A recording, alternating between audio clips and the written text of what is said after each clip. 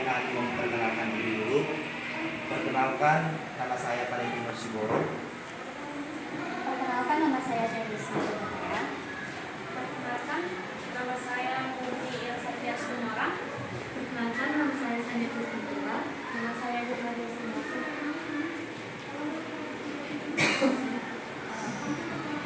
Terima kasih atas kesempatan berbicara. Di sini saya ingin bertanya, sebagai guru, Ibu adalah pemimpin di dalam kelas. Bagaimana cara Ibu untuk meningkatkan partisipasi anak-anak agar aktif pada kegiatan di sekolah?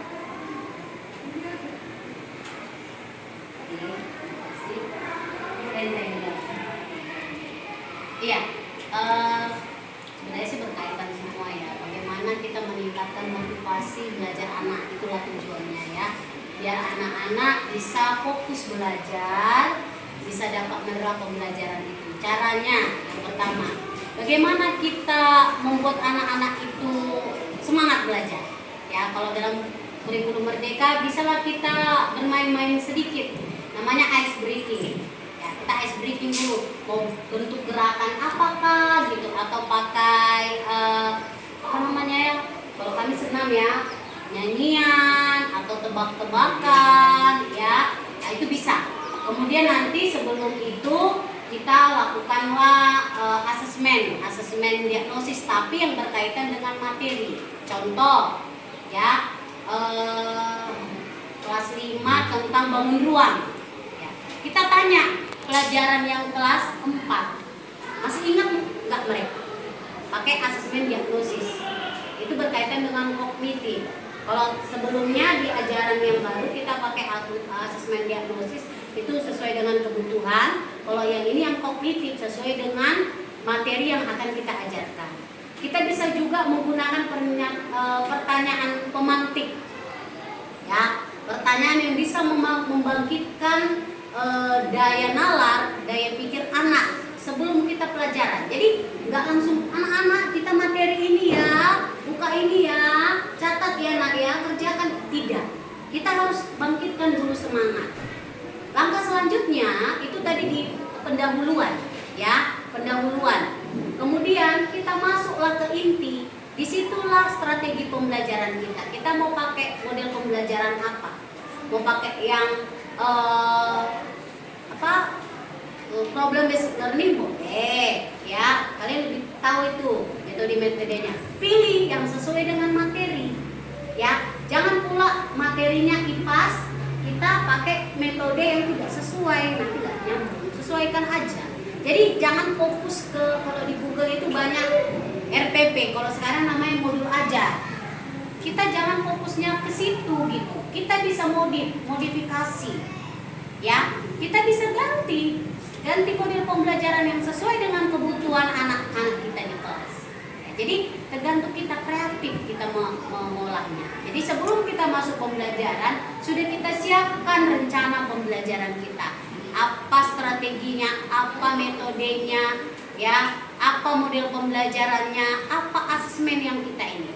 Setelah masuk ke inti, ke proses pembelajaran yang mau diskusikan, mau pemecahan masalah kah, baru masuk ke asesmen penilaian. Disitulah kita dapat mengukur ketercapaian hasil belajar siswa. Dari asesmen, yaudah kita tutup kegiatan penutup, pakai kesimpulan, pakai umpan balik, dan terakhir refleksi. Refleksi mengetahui anak-anak itu mengerti nggak yang sama kita aja. Bukan hanya bel, udah pulang ya nak gitu. Kita juga refleksi. Anak-anak mana yang kurang jelas, itu refleksi. Bagaimana perasaanmu setelah kita belajar bangun ruang? Senang bu? Itu bagian refleksi. Itu penutup. Jadi ada langkah-langkah yang memang harus kita jalankan dalam setiap pertemuan. Nah, tadi itu kan termasuk ke dalam Ibu untuk meningkatkan partisipasi anak dalam pembelajaran. Nah, selanjutnya Bu, untuk meningkatkan partisipasi anak-anak ini dalam kegiatan sekolah yang di luar dari pembelajaran, apakah Ibu ada cara tersendiri? Pasti ya, itu namanya kegiatan di luar, misalnya lomba atau kegiatan apa ya, pramuka ya, itu memang harus kita kembangkan eskul. Ya, jadi di sini ada eskul menari, ada eskul bela diri, ada pencak silat, ada futsal, ada mewarnai. Jadi kalau anak-anak itu kalau di sini aja kita eskul, nggak kita bawa keluar gimana gitu. Jadi contoh sains, ya kami punya ada siswa kelas 5 yang sering juara sains. Itulah kita bawa, walaupun kita guru harus membutuhkan waktu menemaninya dari pagi sampai sore, ya itu kerja kita. Tapi dari situ kita nampak hasil dari belajar si siswa itu. Jadi dia kita bawa olimpiade, kemarin kami bawa ke BPMP, dapat dia 20 besar, 15 besar.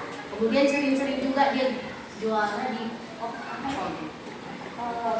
POSI, ya pekan olimpiade. Nah, itu yang kita kembangkan, yang mewarnai. Ada event-event lomba mewarnai, kita ikutkan. Satu yang harus kita terapkan ke anak-anak, juara itu bonus, ya. Yang penting pembentukan karakter. Kamu berani bertanding di luar. Kalau juara itu nanti, kalau memang kita sanggup, kita bisa juara, itu syukur. Tapi pembentukan karakter, berani dia bersaing dengan orang luar, itu udah jauh. Itu ya. Apalagi sekolah negeri ya. Kalau ditandingkan sama anak Sutomo, Santo Thomas, anak Metodis mungkin udah jauh kali. Tapi bagaimana mereka mengenal dunia, bagaimana mereka berlomba, bersaing, ya berkompetensi, bersaing dengan teman-teman yang lain, itu yang harusnya dilatih. Baik, untuk pertanyaan selanjutnya, selama menjadi guru di sekolah SD Negeri 68 ini, kegiatan apa saja yang sudah diterapkan oleh kepala sekolah untuk meningkatkan kualitas para guru? Baik, yang dilakukan kepala sekolah selama kami mengajar di sini melakukan pelatihan. Jadi kami setiap akhir semester, jadi nanti bulan-bulan itu kami buat pelatihan tentang, tadi sudah disampaikan Ibu Nova, bisa nanti dengan kuisis atau menggunakan Canva dan lain sebagainya. Jadi di hari akhir semester itu kami dilengkapi dengan pelatihan-pelatihan. Bahkan juga ada KKG.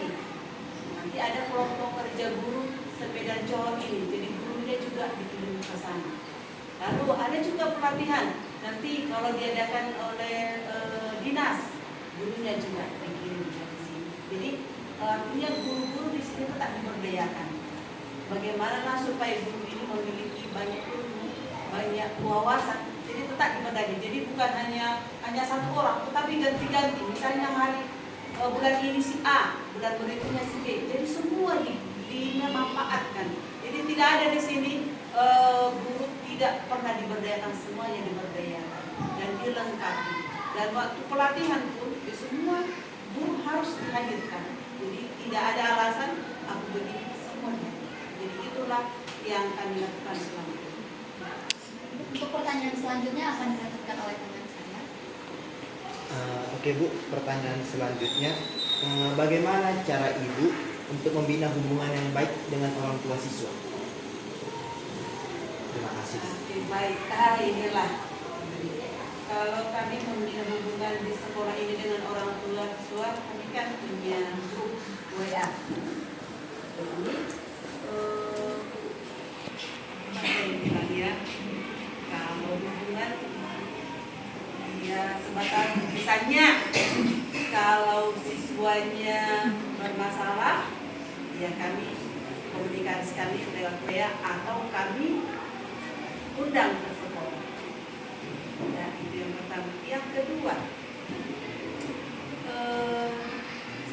saya bilang tadi di sini, kalau di sini orang tuanya tidak udah pernah bertanya, Bu ada PR kah? Tidak pernah. Tetapi yang ditanya, Bu, anak saya dapat bantuan kah? Itulah yang kami hadapi. Makanya kita sering saya bilang sama orang tua, Bu saya rindu loh Bu ditanya, Bu adakah PR anak-anak? Saya bilang seperti makanya yang sesenyum. Jangan katanya, Bu anakku dapat enggak? Sering loh. Belum lagi kita umumkan bantuan sudah dapat WA. Bu ada lapor sama ibu. Ibu apa? Tapi anak saya dapat beasiswa. Ah, dari mana? Saya belum kirimkan loh di grup. Kenapa ibu sudah tahu? Itulah yang ada di sekolah ini. Jadi komunikasi kami sebenarnya baik. Artinya bukan hanya dalam hubungan sekolah aja, tetapi ketika anak kita bermasalah, kami berkomunikasi lewat WA. Kami tanya kenapa. Jadi bukan berarti kami tidak peduli dengan orang tua, tetap komunikasi kami dengan orang tua sampai sekarang dengan baik. Walaupun terkadang tidak ada sambung baik dari orang tua tersebut, tapi tetap kami upayakan sepanjang kami mampu, sepanjang kami bisa, kami tetap berkomunikasi. Itulah yang kami lakukan selama ini. Oke Bu, pertanyaan selanjutnya, bagaimana menurut Ibu kriteria seorang pemimpin yang baik di sekolah?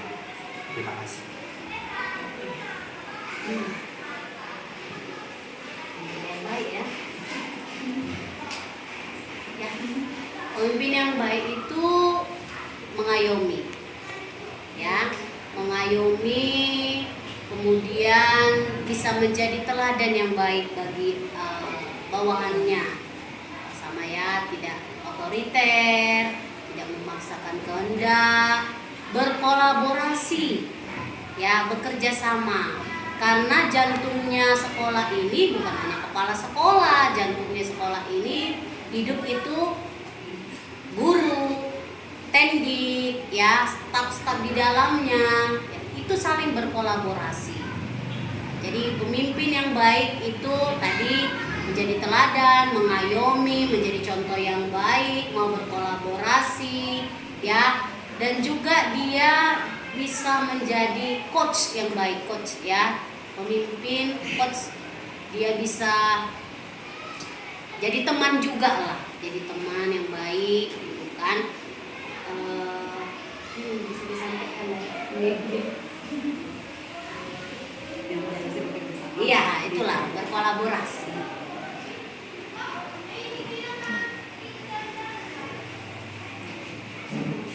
Baik, Ibu, selanjutnya kami bertanya, bagaimana cara Ibu membentuk karakter siswa? Karakter, pengalaman lah ya. Pengalaman saya, kebetulan tahun ini saya menjabat sebagai wali kelas 5B. Awalnya saya di kelas 5B sekarang banyak karakter-karakter siswa, apalagi di sekolah negeri ya, itu tidak sama dengan swasta. Saya menjabat, saya itu guru selama 14 tahun di Metodis, guru swasta di Metodis 6, Jalan Binjai, mengajar SMP dan SMA, ya. Mengajar di SMP dan SMA itu tidak sama dengan mengajar di SD, jauh sekali, ya. Mengajar remaja itu tidak sama dengan di SD, makanya saya pada saat ditempatkan pemerintah di SD saya terkejut batin, ya, sok saya karena menghadapi anak-anak di bawah remaja, tapi di sini saya harus belajar menjiwai anak-anak, apalagi karakter anak-anak SD, ya. Jadi guru itu harus banyak belajar bagaimana karakternya. Jadi saya terkejut, Bu, dipinjam, dipukul badan saya, Bu, diambil pulpen saya, Bu, ini Bu. Agak stres juga saya awalnya, karena di SMP tidak seperti itu, apalagi di sekolah swasta. Saya buka mata aja bolang udah ngerti. Di sini kita kayak kuntilanak juga, ya kan? Nah, diam 5 detik, diam. Nanti lanjut lagi. Jalan sana, jalan sini gitu. Kalau dalam teorinya indah kali sebenarnya mengajar, tapi dalam prakteknya kalian nanti alami, ya. Jadi karakter itu diterapkan kalau guru bisa jadi teladan. Contoh, banyak orang bilang guru di negeri itu suka-sukanya, nanti tasnya yang di kelas, gurunya yang di kantin. Sudah cerita atau jadi di kantin. Mulai jadi teladan. Dari awal sampai akhir jangan tinggalkan kelas. Kecuali ini, kami tinggalkan kelas, kami titip sama yang guru mata pelajaran. Ya, jadi teladan karena melihat gurunya nggak pakaian bersih, nggak rapi, anaknya pasti nggak pakai bersih, ya kan? Gurunya ngomongnya kasar, isi kebun binatang, anaknya pasti ikut pakai bahasa kebun binatang. Gurunya kasar, suka mukul, kasar, anaknya juga kasar. Itu yang kita terapkan. Gurunya disiplin, datangnya jam 7 di sekolah, walaupun hujan, kami terapkan itu. 7.15 harus baris, ya. Kalau kita semena-mena guru, kayak mana anak-anak kita mau? Dari situ, dari kedisiplinan, banyak siswa kami kurang disiplin, datang suka waktu, cakap kotor, menyebutkan nama orang tua, itu harus kita tindak. Ya, jangan, Bu, disebutkan nama bapakku, udah kita diami, besok-besok ngulang lagi. Bu, dipukul aku, Bu, sampai berdarah, kita biarkan, nggak kita tangani, besok-besok ngulang lagi dia, gitu. Anak SD ini beda dengan anak remaja SMP dan SMA, karena saya sudah mengalami. Harus panjang sabar. Kalau bisa saya ukur panjang saya dari sana, Medan Jawa sana sampai sana, kurang panjang saya. Ya, harus banyak gini. Karena anak orang yang kita urus, bukan anak kita. Ya, harus panjang sabar, harus jadi teladan. Kalau kita dilihat baik, pasti anak kita baik. Ini berubah. 1 semester yang sering absen sudah berubah. Walaupun tidak 100%, 90% berubah. Absen. Tidak kerjakan PR, berubah 80%. Ya. Karena kenapa? Kalau di tugas saya terapkan seperti ini, dia nggak kerjakan tugas, banyak aja alasan itu. Lagu lama, Bu tinggal Bu, Bu lupa Bu nggak ngerjain, Bu tinggal Bu, apapun, semua disebutkan. Kita tegaskan, nah siapkan PR-mu, ya, tidak pakai hukuman, sekarang nggak pakai fisik, nanti masuk kantor polisi kita. Dah, siapkan PR-mu, nggak siap nggak boleh kau istirahat. Itu saya. Jadi sampai siap, 2 kali dia istirahat, dua kali istirahat, 2 kali dia nggak istirahat. Besok dia ngerjakan PR. Karena kenapa? 2 kali dia nggak istirahat, rasanya tersiksa gitu. Nggak istirahat tersiksa loh, nggak bisa jajan, nggak bisa ketawa-ketawa, nggak bisa lari-lari sama kawannya. Besok dia pasti ngerjakan PR. Seperti itu yang saya terapkan. Nggak pakai hukuman fisik, tapi gitu. Kayak mana rasanya dia nggak nyaman, itulah kita. Bisa nanti 1 hari ngerjakan PR. Bu capek kali Bu, kerjakan sampai siap, sampai selesai. Dah selesai. Selesai tugasnya. Besoknya pasti dia nggak mau. Mudah-mudahan dari situlah pembentukan. Baik, pertanyaan selanjutnya, selama Ibu menyusun guru ajar, apakah ada kendala dalam menyusun guru ajar?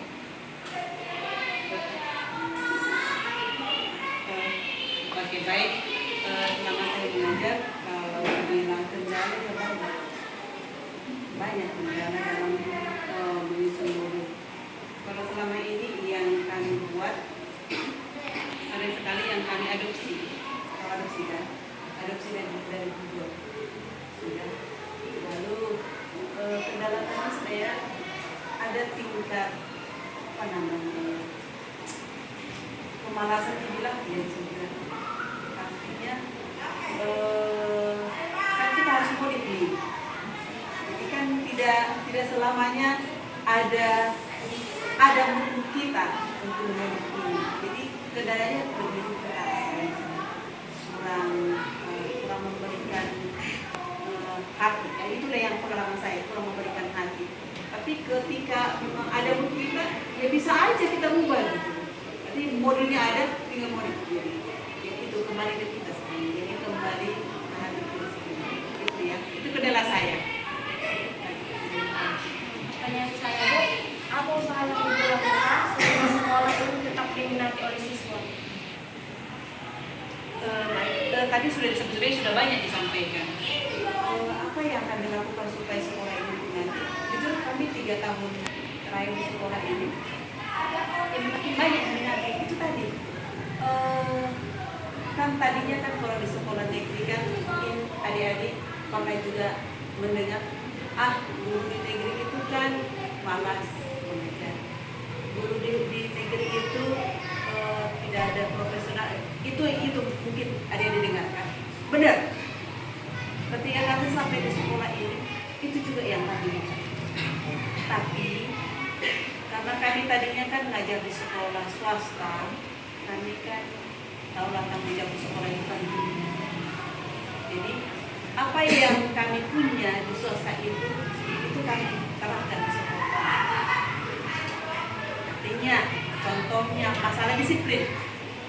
Kalau di swasta kan 7.15 itu sudah baris, tapi sebelumnya guru sudah harus hadir di sekolah.